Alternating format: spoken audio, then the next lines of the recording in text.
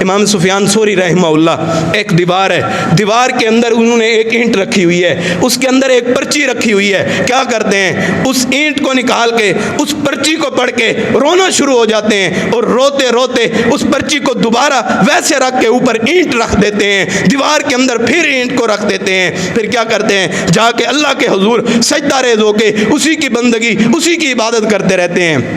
یہ ماجرا، یہ واقعہ ایک شخص دیکھ رہا ہے، اس نے پوچھا کہ سفیان ثوری آپ یہ کیا کرتے ہیں؟ فرمانے لگے میں کچھ بھی نہیں کرتا، بس بات کو ٹال مٹول کیا، کیونکہ یہ بات راز و نیاز تھی اللہ کے درمیان، کیونکہ یہ بندگی اور عبادت یہ اللہ کے درمیان تھی، یہ وقت کی قدر تھی، یہ اس کو بتانا نہیں چاہتے تھے۔ جب یہ عبادت کرنے کے لیے آئے، اس شخص نے وہ اینٹ اٹھا کے اوپر سے پرچی کو پڑھ کے دیکھا، اوپر پرچی کے اوپر کیا لکھا ہوا تھا۔ اگر آج وہی پرچی کے کلمات میرے اور آپ کے سینوں کے اندر ہماری ہمیشہ کی زندگی کے لیے نقش ہو جائیں، اگر آج ہمارے وہ لفظ ہمارے ماتھے کا جھومر بن جائیں، ہماری زندگی کا منشور اور آئیڈیل بن جائیں، اللہ کی قسم ہماری زندگی تبدیل ہو سکتی ہے۔ کیا لکھا ہوا تھا؟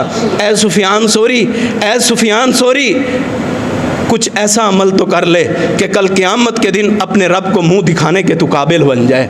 کوئی ایک عمل ایسا کر لے کل قیامت کے دن تو اپنے رحمان کو اپنا منہ دکھانے کے قابل بن جائے۔ ابھی وقت ہے، ابھی اللہ تعالیٰ کو راضی کر لے۔ اور آج ہم دیکھیں ہمارا لیل و نہار اللہ کی نافرمانی کے لیے، اللہ کی بغاوت کے لیے، اپنی تجارت کے لیے، اپنے مال و دولت کے لیے، اپنی آپ کو بنانے کے لیے، بھائی کس کو بنانے کے لیے دکھاتے ہیں؟ کس کو کرنے کے لیے دکھاتے ہیں؟ بڑے بڑے امیر زادے مٹیوں کے اندر پڑے ہوئے ہیں، آج تک ان کا نام لینے والا کوئی موجود نہیں ہے۔ اگر آج اپنے تم وقت کی قدر کرو گے، وقت تمہاری قدر کرے گا۔ اگر تم نے اس وقت کی قدر نہیں کی، تمہاری وقت قدر نہیں کرے گا۔